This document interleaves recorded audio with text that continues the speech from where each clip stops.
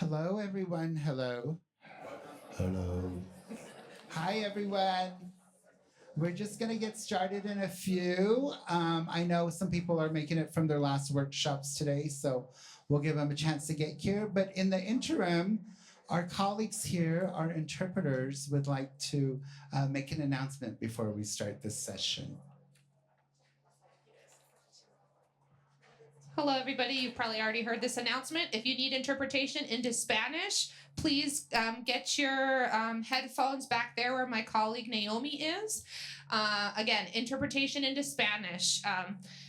Si alguien vaya a necesitar interpretación al español, por favor vaya por su equipo de interpretación con mi colega Naomi. Va a poder escuchar a los ponentes en español. If somebody comes in and you notice, please let them know. Thank you so much. All right. Thank you. Gracias. All right. Are we ready? Are we good? Okay. Well, wonderful. Thank you, everyone, for coming to this afternoon session. We really want to be able to give you some valuable information, but also be inclusive of any of your thoughts or comments you may have. Before I begin, I'm going to go ahead and introduce myself. Yat e she'eya elton nazwa inshia. Tohan inchna tabahan bashishchin. Naikaidene edishache tatnezani edishanala. Diayadene inchna. What I said is good afternoon. My name is Elton Noswood. I'm of the Near to the Water clan, born for the Edgewater clan. My maternal grandfather's clans of the Mexican people and my paternal grandfather's clans of the Tango people. This is how I am Navajo. So I was taught at a young age to introduce myself in that way. First and foremost, to identify myself to Creator. And secondly, to other people in the room I may be speaking to you. But most importantly, other Native people in the room, because clanships are our way of identifying ourselves, but also establish relationships with others. And to my non-Native relatives, I often say clanships are kind of like American last names, right? When we're born, we take our father's last name. When people get married, they typically take their husband's last names. But in Navajo culture, we're matrilineal, so our clanships come from the female lineage on my side. So I honor my mother, my grandmother, my great-grandmother, and so forth. So very honored to be here. A little bit of education. Hey, I am actually almost home. I say almost because I grew up on the Navajo reservation just east of the Chaco Canyon National Monument. So really glad to be here in New Mexico and back to be amongst my Native people and my other relatives. I am the executive director of the Two-Spirit Center, Two-Spirit and Native LGBTQ Center for Equity. I just call it the Two-Spirit Center. It's a new national organization established within the last year. Very grassroots motivated, but also a very much needed national organization to help to support our Two-Spirit organizations, but also our tribal communities and agencies that serve our Two-Spirit LGBTQ communities. So that is me, and I'm going to be your moderator this afternoon and hopefully keep us on time. But we have an esteemed panel of individuals who identify as part of the community, and I'm going to go ahead and let them introduce themselves. To my right, we're going to go ahead and start with David Herrera, who is the executive director of the Montana Two-Spirit Society. Welcome, everybody. I hope this mic is on and y'all can hear me. My name is David Herrera. My family is from Mexico. I was raised in Texas, but I now live in Montana. Montana's home. I've lived there for about 40 years, so longer than, anywhere else. I'm also adopted Blackfeet. My Blackfeet name is Pita Subatsam, white eagle tail feather, given to me by our spiritual leader, Matt DeRouche, many years ago, who unfortunately has since passed away. I've been doing this work with the Montana Two-Spirit Society for about 30 years. I actually started as a result of my HIV work, which began back in the early 80s. So I have this very unique perspective of seeing how HIV and AIDS has impacted my communities from the beginning when there was nothing to where we are now, where people are actually living full lives thanks to the medications for now until, unless we see what's going to happen with this administration and could send us back into the 80s. But yeah, I'm very proud of the work that we've been doing with the Montana Two-Spirit Society. We're one of the longest running societies in the country. And we've been doing a gathering for, this year will be our 29th annual. And we didn't have one during the pandemic, but yeah, it's been very amazing work. And we continue to grow every year. So one of my co-founders right here is Steven Barrios, who would not be able to do this work without him. So thanks to him, he is the one that kind of keeps me going. And without him, yeah, I don't know that we'd have a Montana Two-Spirit Society. So I want to just recognize him for all the work that he's been doing. He's been my right-hand person all these years as well. So.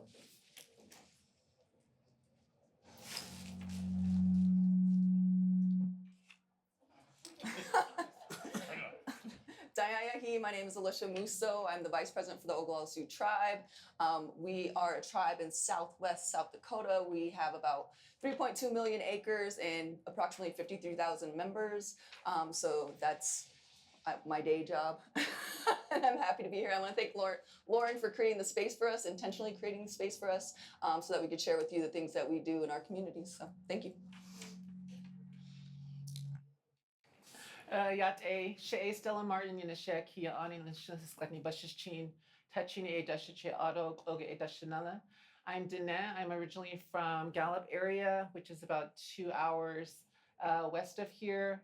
I was just talking to Roy about Gallup, and he mentioned that someone was actually doing an Uber drive to Gallup and back. So I was just imagining that bill. So, but but I work with our New Mexico Department of Health as the HIV Services Program Manager, which is basically our Ryan White program. So we have a lot of different braided funding to provide much needed services for our relatives who are living with HIV here in New Mexico. And I'm really proud to be here and look forward to your questions and our panel. So yeah. Do spacey nanana hakehinen nan hinana enana hithatita usini. Good afternoon, everyone. My name is my Arapaho name is Wolfat. I am Northern Arapaho, and my English name is Roy Brown. I am from the Wind River Reservation in Wyoming, and I'm a lifelong resident of the reservation, only left to attend school. So I live right off the reservation currently, and my job right now is the Director of Native American Education for Fremont County School District number 25. Fremont 25 is a school district right off the Wind River Res. We have a Native American student enrollment of about 720 students, and about an overall district enrollment of about 2,400 students. So our Native students make up about 1/3 of the student population. I've been fortunate to interact with my community in a number of different ways. Before this position, I was the superintendent of Fremont County School District 38, a school district of about 100% Native American enrollment and about 500 students. Before that, I was mysteriously tricked into going into politics and served as the chairman of the Northern Arapaho Tribe. If it was a competition, we wouldn't win, but we have about 11,000 members and 2.2 million acres. So maybe not as much as the Oglala Lakota, but still a sizable population, and was fortunate to be able to do work with my communities there. And I am currently on the board for Wyoming Equality. Wyoming Equality is a statewide organization in Wyoming that seeks to provide equity for Two-Spirit and LGBTQ communities throughout the state. And we worked in a number of different ways in terms of providing healthcare access, legislative lobbying, as well as direct support to our communities. So I'm just happy to be here and excited to have the conversation with you all. Thank you, everyone, for the lovely introductions. So we have an esteemed panel here with a lot of good expertise, experience, lived experience within their own communities. So some of these questions will focus, upon their experiences as well. Before I begin with the questions, how many of you have heard the term Two-Spirit? Oh, good. Then I don't have to do my 101. But just briefly, generally, Two-Spirit was a term that was adopted by our Native communities here in the US as well as Canada after some discussions about how people labeled us, right? These misinterpretations, these words that were very demeaning, such as berdache. So at the international gathering in Canada in the early 1990s, a group of Two-Spirit folks that included elders, as well as young people, to have a discussion about how they wanted to identify themselves. So they coined this term Two-Spirit, which is an English translation from an Anishinaabe term, which means to have a feminine spirit and a masculine spirit in one's entity. And it's primarily based on cultural roles and responsibilities and not necessarily sexual orientation or who people are attracted to, right? So oftentimes when I do trainings, I said Two-Spirit is kind of, the meaning of Two-Spirit is more about what we do outside our TP than what we do inside our TP. Right. So that kind of makes sense for people in a way. Right. So it's a term. And, oftentimes I have my non-native relatives, identify as Two-Spirit. And I nicely, unlike some of my other Two-Spirit friends, nicely tell them that that's appropriation. That the Two-Spirit term is for Indigenous folks like us who understand the term and the responsibilities that come to it. And some of those responsibilities include ceremonies, prayers, special things that we possess as Two-Spirit people that a non-native would not understand or would not have been brought into the circle in that way, right?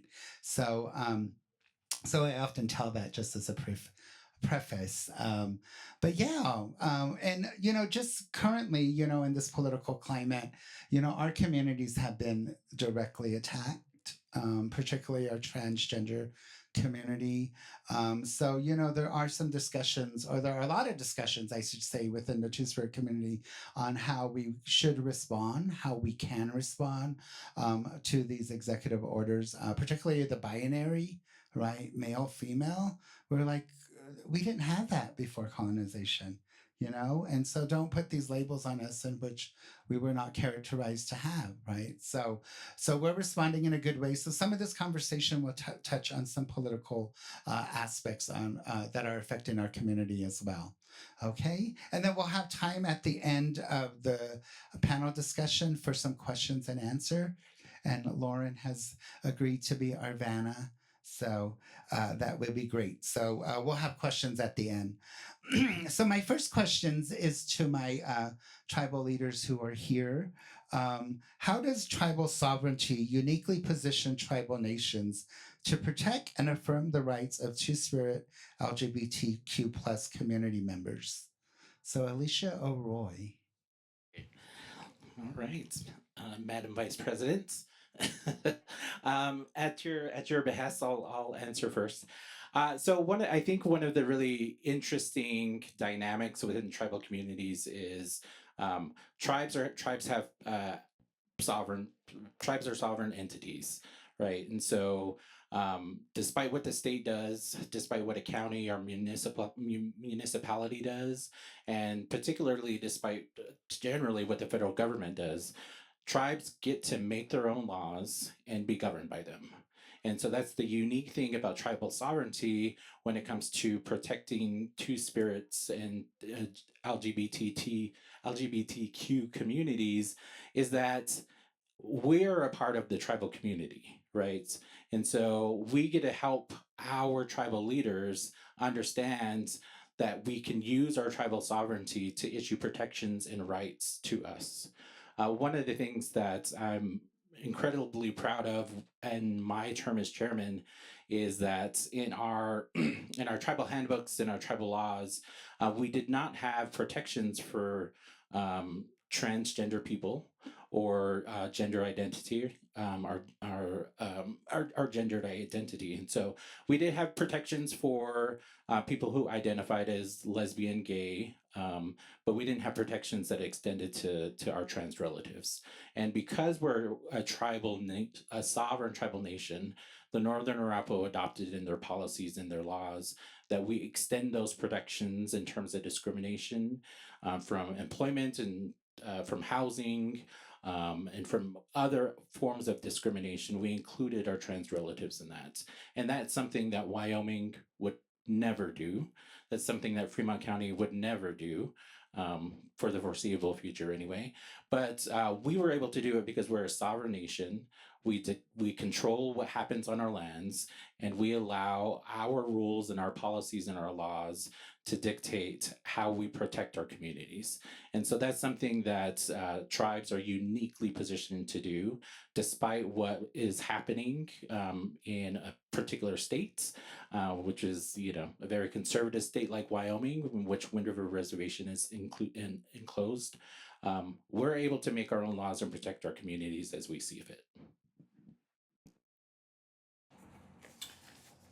So I always say that the systems weren't made for or by us, and it's inherent in our sovereignty as tribal nations. So you go back to our cultural ways of knowing and traditional ways of knowing. So for us as the Oglala Sioux tribe, everybody in our community had a place, and Two-Spirit folks definitely had a place in our community. And I think Elton shared a story with me where he came to our tribe and was at a naming ceremony, and they asked him to name the person. You could tell the story, Elton. I'm probably not doing it justice, but those are some of the roles and responsibilities that LGBTQ2S+ folks had in our community and that we still carry on today. And so we have that in our culture and history, that we accept everybody, and so we can reflect those in our laws and protect our people with our laws. Because if we don't create laws as sovereign nations, then we defer to the state laws.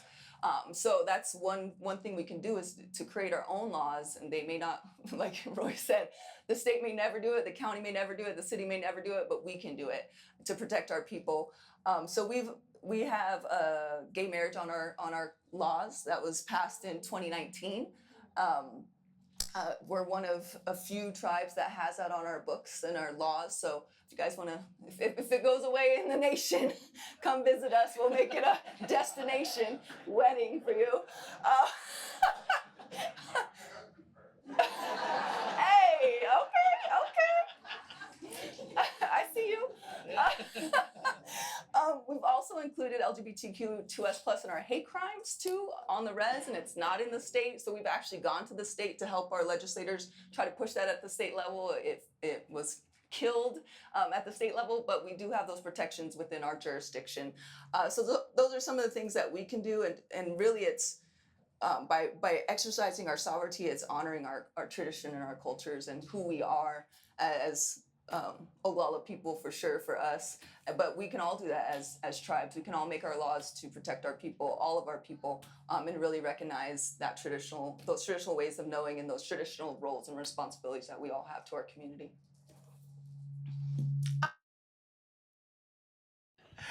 Thank you. And thank you for, both sharing those examples and just for your leadership.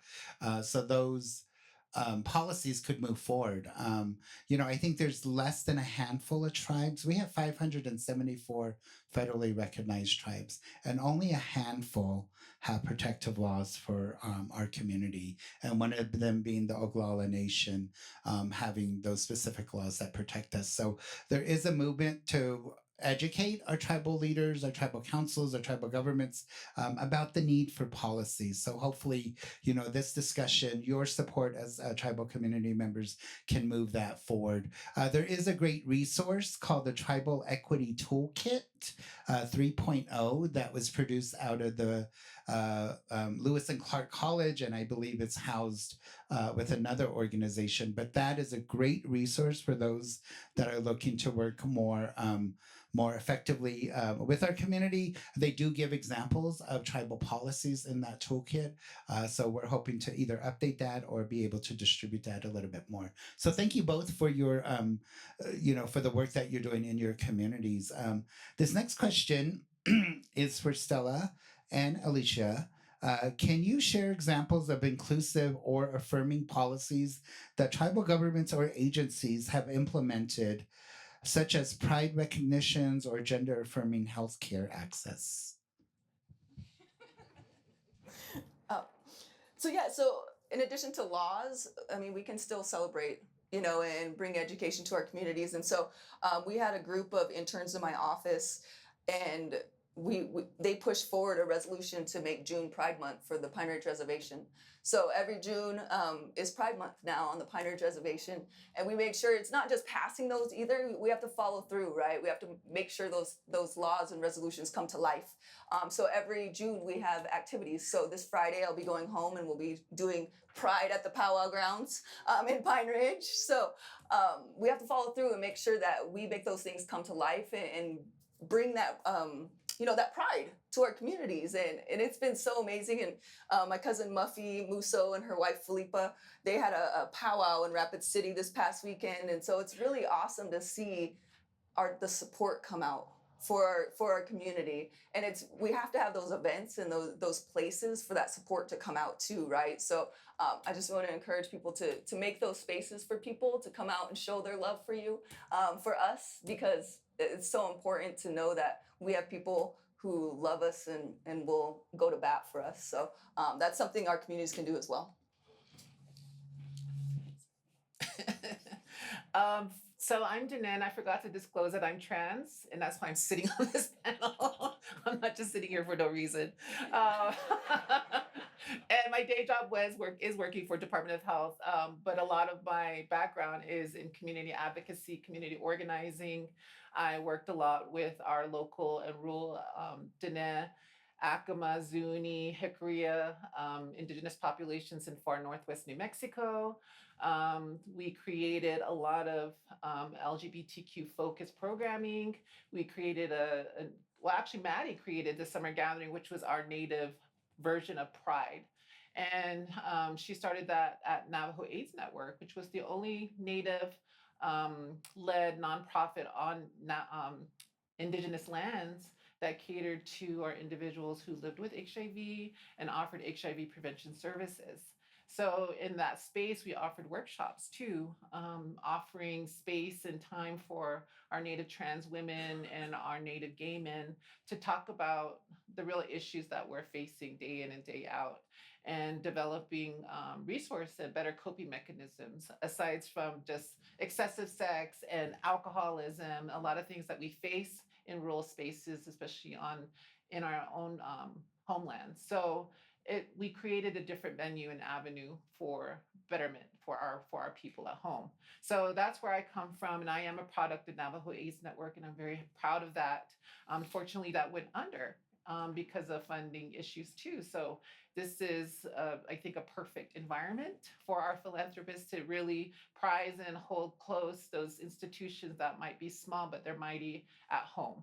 And they make powerful impacts. Because I was just a little res girl, now I'm running a statewide program for the Department of Health. So it makes a difference. So that's just an individual aspect of things too, but on a larger scale, as a part of the Red Nation group too, we did a lot of advocacy with border towns, specifically in Gallup, where I'm from. I love Gallup, but we have a love-hate relationship because there's a lot of institutionalized racism there.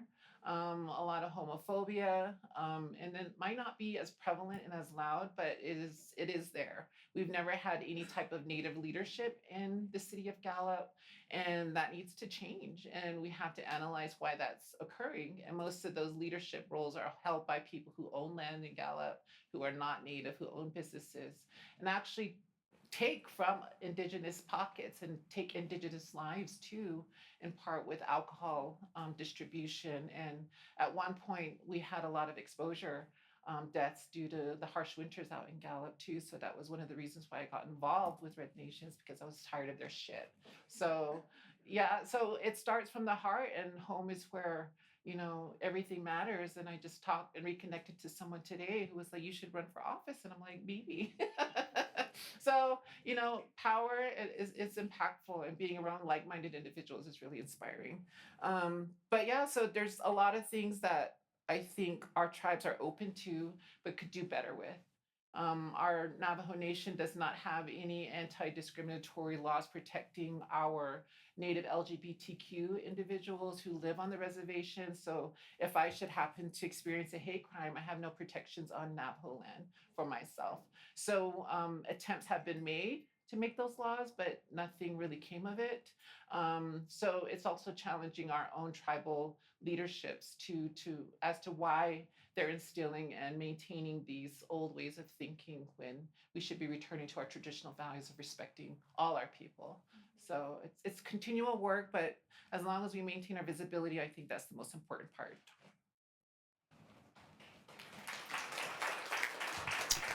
Thank you both. As I said, lived experience, right? We see these relatives up here that are doing great things. So thank you for sharing. Stella mentioned HIV prevention, and that was part of the work that I did when I first got out of grad school. But I think for the general LGBT community, that's when our movement started, was during the HIV epidemic, right? And that's where a lot of us kind of started our work, our activism. And I was reminded of that when I was at an event, and I never thought of it that way, because I always thought my work was my responsibility and not activism. But now I think it's activism, right? So thank you for sharing. And with that understanding, my next question is, what are the biggest challenges facing Indigenous, Two-Spirit, LGBTQ plus communities when it comes to legal recognition or healthcare access, such as HIV prevention, HIV treatment and care, and gender-affirming care? And this question is for David and Stella. Don't get me started.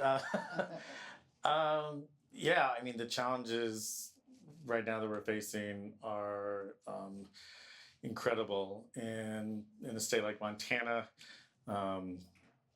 there's laws that are being passed against gender-affirming care, against having drag shows, parents that are being seen to, they'll be labeled as abusers and can be charged, physicians that can be charged if they provide gender affirming care. I mean, the anti-trans legislation is kind of off the charts. We thought it was bad 2 years ago in 2023, but this year there was a record number of anti-LGBT and anti-Two-Spirit legislation that occurred. And so the good thing is that we're winning in the courts, not just in Montana, but around the nation. And so I think that's what's really important, that we need to protect, the judicial system, because that right now is kind of that's where the safety rails are, that's where the safeguards are with regards to allowing these, discriminatory, hateful laws to go into effect. And so, and in Montana, they know that. And so there was attempts this year to really politicize and now have the state Supreme Court judges actually identify their party affiliation, and to now have judges to be elected based on the party. And thank goodness, most of the folks, both Democrats and Republicans, have said, no, that's not what the judicial system is about. It should be nonpartisan, and it should remain nonpartisan. But I guarantee you that those attempts are going to continue, and not just in Montana, but in other states throughout the country. Yeah, I just think that that's going to be really important, is to make sure that we continue to fight for the judges and for elected officials that are not partisan, and that they remain nonpartisan. But again, Montana Two-Spirit, we've been part of some lawsuits against the state. So in 23, when the law was passed that defining what male and female were based on solely reproductive ability. So you're a female if you produced eggs, you're a male if you produce sperm. Bottom line, that was it. And so we joined as a plaintiff to say, nope, that goes against everything that we believe in as a Native Two-Spirit, culture and our definitions of, masculine, feminine, gender, all that stuff. And so we needed to be involved. And so we joined and we won. And the law was found unconstitutional. Unfortunately, this year they reintroduced that law and they changed the title, but the same law, everything, the body is the same. And when it was brought to their attention, it's like you realize that this has already been found unconstitutional. They said, well, but now we have the support of the federal government on our side, and that's what's going to make the difference. So, and it passed again.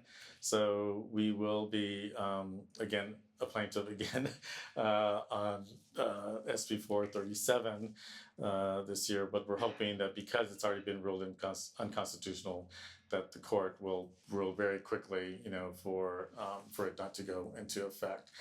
But yeah, I mean, those are just some of the battles that we're struggling. In Montana, they passed a law that basically no rainbow flags could be flown on any federal or city buildings. And they said they coded it and stuff, but it was really, they were talking about pride flags. And thank goodness I live in a town, Missoula, where just a couple weeks ago, the city council said, okay, well, in that case, we're going to make the city flag the pride flag. And so, yeah, so it's like we're flying our city flag and it's a pride flag. So now the legislature, that pissed off. So they're going to, in 2 years, they're going to put in another law saying, well, now we're going to be really specific. You can't fly in it. So it's just crazy what we're living through nowadays. But yeah, I just think it's just so important we're really fortunate in Montana to have some, like the head of the Montana ACLU is Two-Spirit and Native, which is amazing to have the folks in IHS. We have a Two-Spirit physician and a good friend and colleague. To have these folks, that are in those positions that can advocate for us on our behalf. And I think as the previous panel at the luncheon said, our work right now is really focused on community building and coalition building. And I think that's what's really going to be so important, because we can't fight these battles that we're facing on our own. We need all of us to work together and to help us in order to succeed. So.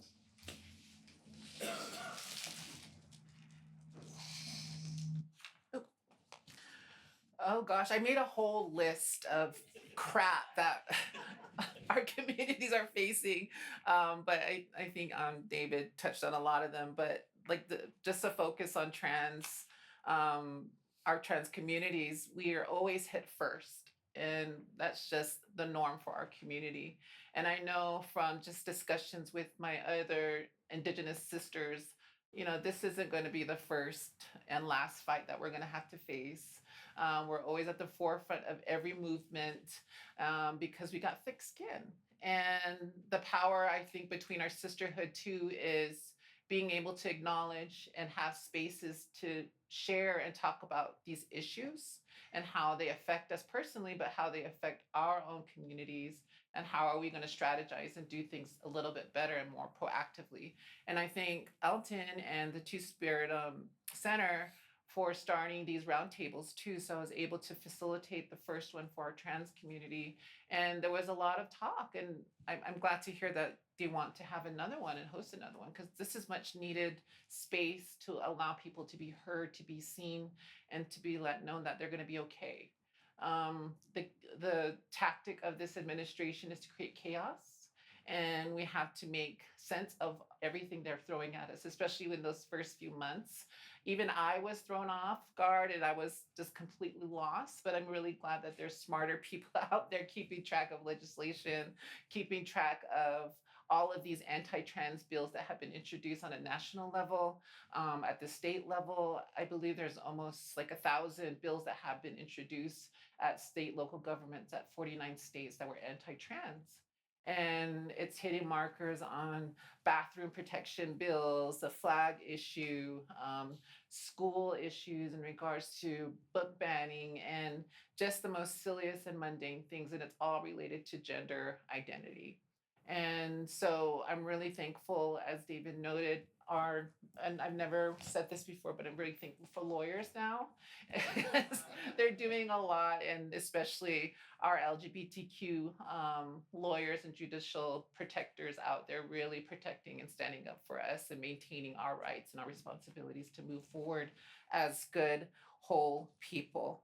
And just at the local level too, I forget that I live in a blue state and we have a lot of protections.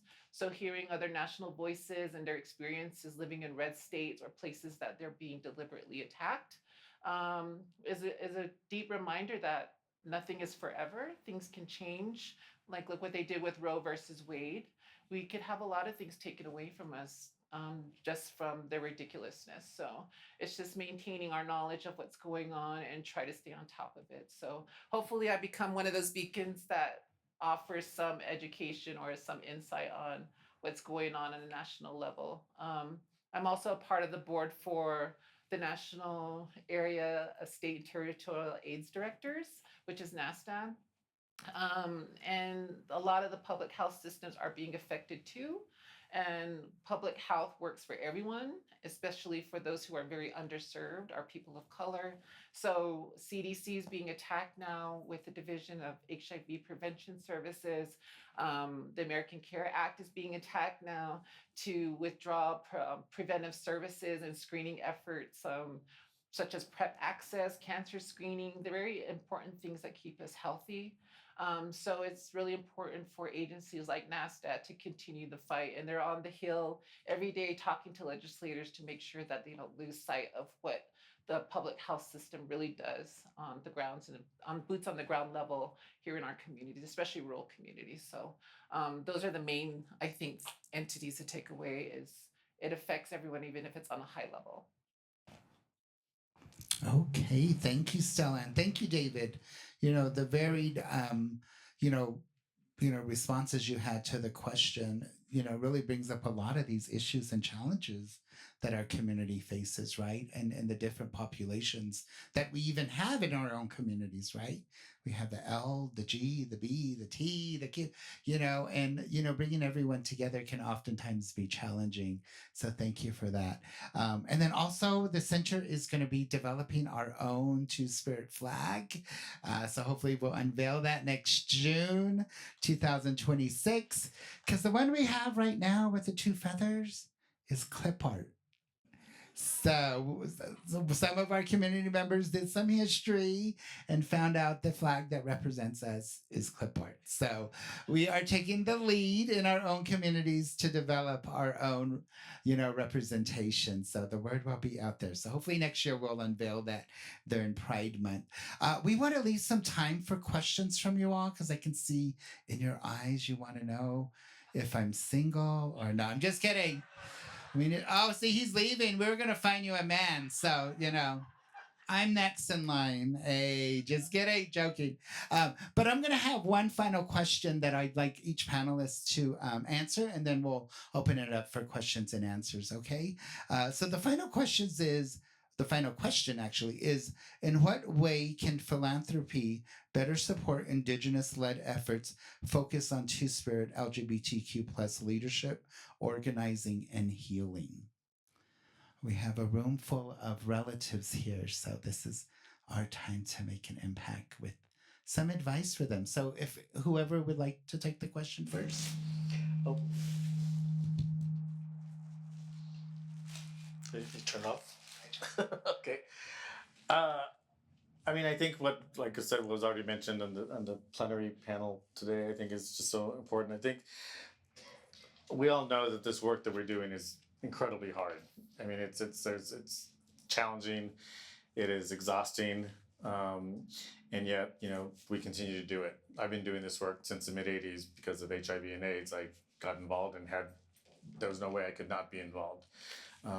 And went through that and lost, tremendous amount of friends and funeral after funeral. And So, it's just like it works continues, and to see kind of the parallels what we went through back in the 80s and early 90s, and having survived that, and knowing that that hopefully we are now stronger, we learned some lessons.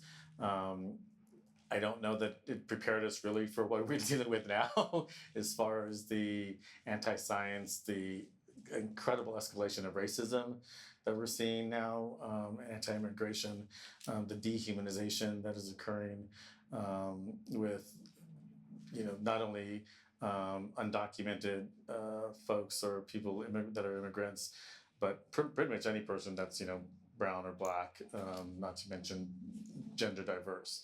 And so, yeah, I just think that as far as the funders, it's like to know that our LGBT Two-Spirit organizations are still very much underfunded. I think when you look at the funding that goes to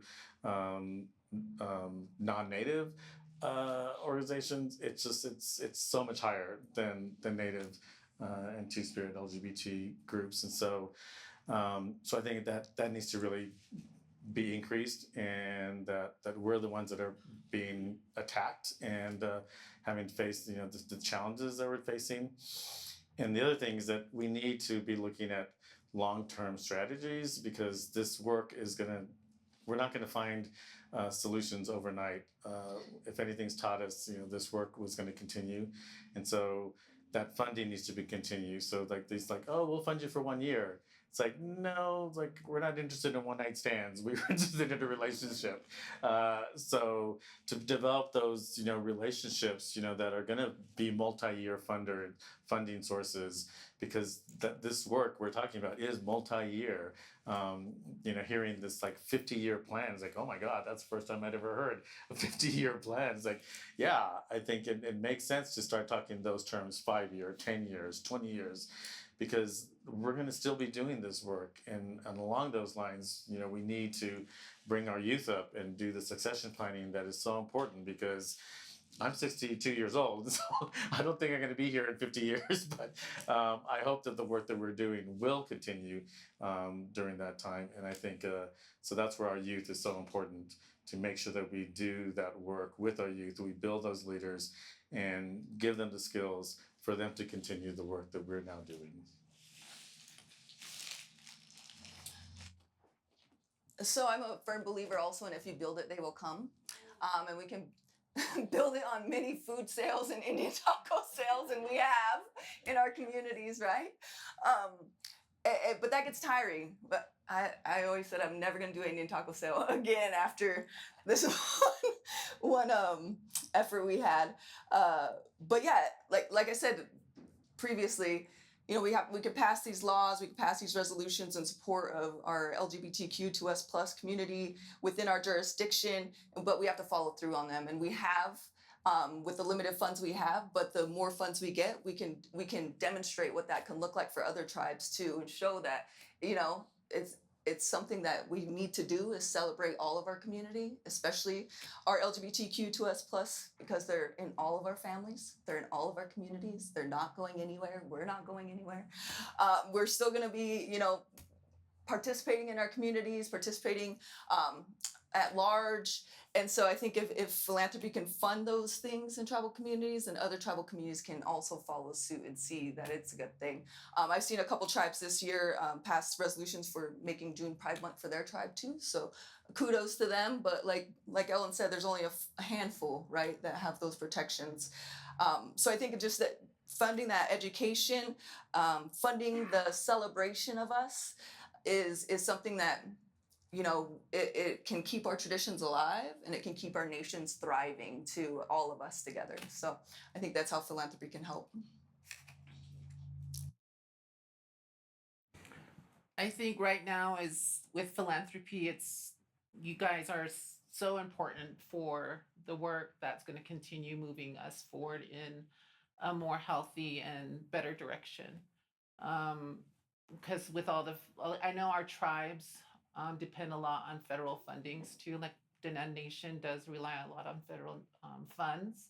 So having to look for other avenues to continue services relies on the generosity of a lot of people at this conference. So your work matters, your heart matters, and it does play out in especially small rural communities like the ones I grew up in, make a big impact for change and making better livelihoods for those of whom who don't have accessibility to resources, like being based in a city. For example, here in New Mexico, everyone always talks about Albuquerque, Albuquerque, Albuquerque. And when I was out in Gallup, I used to get so sick of it. And that's when I became a loudmouth bitch because no one was giving us resources. So it's always important to find those individuals in your community who are willing to stand up and really face opposition and just be creative and being like-minded. We all have our roles, I think, as Indigenous people, and whatever we can bring and offer to our communities that is resourceful and takes us all forward is the most important thing. And unfortunately, now a lot of life is dependent on money. So we need money, especially for those small institutions that are doing prolific work like the Transgender Resource Center here in Albuquerque, who are providing a lot of services for our unsheltered trans relatives who are mostly Native on the streets here in Albuquerque. And Elton's new organization, I'm pretty sure needs more resources too, because just the couple of support groups that he's had has made a big impact, and now they want more. So we need more assistance. So whatever help you can offer is very important and impactful. So thank you. And I think it would be really meaningful for foundations and organizations to make sure they're seeking out these Indigenous-led organizations and efforts.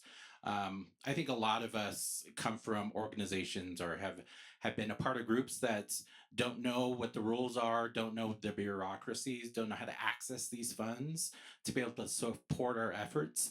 And so it would be really helpful if people met us halfway at least, or to come into our communities and say, here are opportunities that we want you to have to support your people. Because at this point, the organizations that we have that are Two-Spirit based or Indigenous-led are really the direct supports that we have in our communities. They're the ones that are saving the lives right now, but they may not have strategic plans. They may not have the 50-year plans that foundations are looking for, but they are saving lives right now. And so to be able to have access to philanthropic funds to be able to continue that work, I think is really important. But the other aspect of that, and I mentioned earlier, I'm a proud member of the board of directors for Wyoming Equality.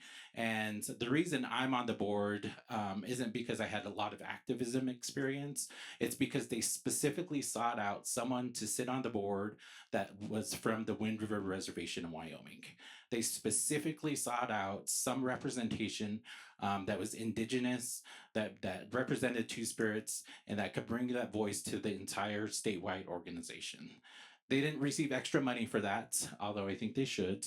But I think when we're talking about people who are allocating resources to these statewide organizations, they need to have an expectation that they're including all voices in these conversations. They need to have that expectations that just because you're doing LGBTQ work, it's not good enough unless you're including all voices. If all voices are not at the table, the work is not good enough. And so we demand you to be able to have these voices at the table if you want access to these resources.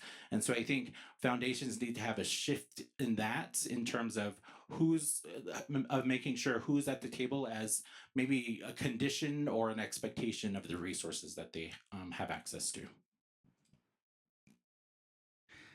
Thank you all for those wonderful responses. I hope people were listening. Hey, no, I'm joking. But I also wanted to mention that we do have several Two-Spirit organizations that are active. And one of them I want to recognize Angel Fabian, who's the executive director of the Bay Area American Indian Two-Spirit Society up in the Bay Area. So they've been doing a lot of work in organizing communities and hosts the Two-Spirit Powwow, which is a wonderful big event. If anybody's ever in the Bay Area, early February, please attend. It's so empowering and beautiful. I think this last year's powwow had over 5,000 people attend. So they do wonderful work and help to build capacity amongst other Two-Spirit organizations. I think the Montana Two-Spirit organization and Bates are the only two that have their 501c3 status. So we also, for our funders here, we want to also encourage building capacity for our other Two-Spirit organizations who are mostly social, but are doing the work and need that extra support to be able to reach those communities. I'm really glad Stella brought up the rural communities, and also, I mean, our reservations are rural, you know, and those are our most vulnerable populations, our most vulnerable relatives. And oftentimes we don't necessarily recognize them, but I think we need to be able to do that more effectively and efficiently. I often say we do good in the urban areas, but our rural reservation village folks, you know, we need more support for them as well. So with that, I'm going to end. I'm not sure, end the panel portion of this. I'm not sure if we have any time for questions. 2 questions. Okay. So you got to stand up real quick so we get your question. 1, 2. Okay. You're supposed to stand.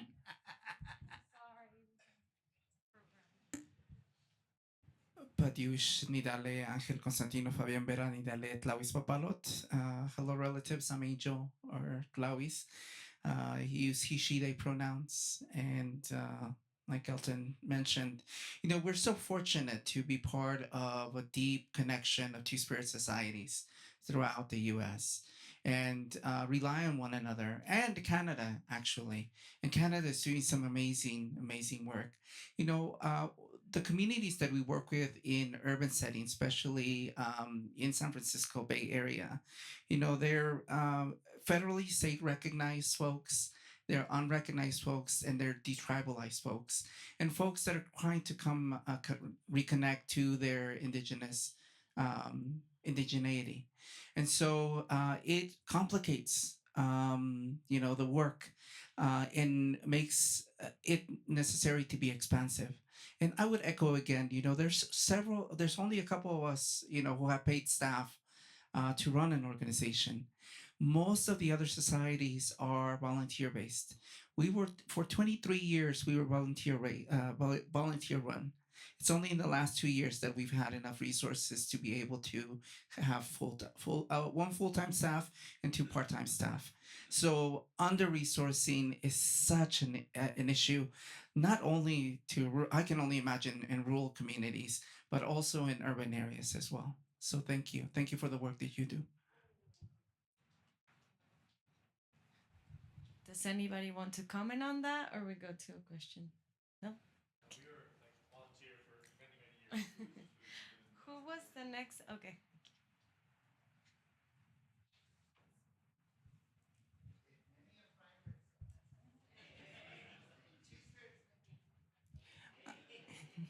I'm just wondering, when you're a smaller foundation and you don't have the staff to be able to send out and do a lot of exploring, is there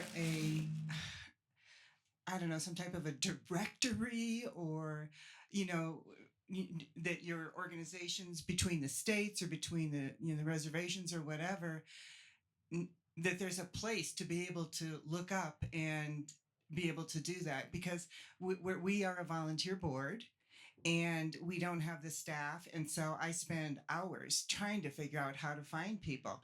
And as a funder, you shouldn't have to do that. I'm happy to, because I love David and my friends. But I'm just wondering. Good question. You know, now that we've established the Two-Spirit Center, which is the first national organization, we are going to be updating our website to create a resource directory that's going to be honoring our elder who passed, John Fixico.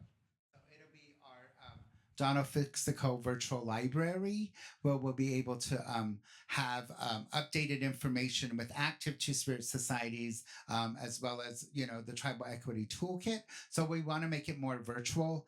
Right now, I'm the only staff of the organization, but hopefully at the beginning of next month, we're hiring a web person, a social media person to be able to update all that. So we'll have that out very soon, but it is a great recommendation and something we've been thinking about, but we just hadn't had the capacity in terms of Two-Spirit community to do that. So we will announce that. Our website is twospiritcenter.org.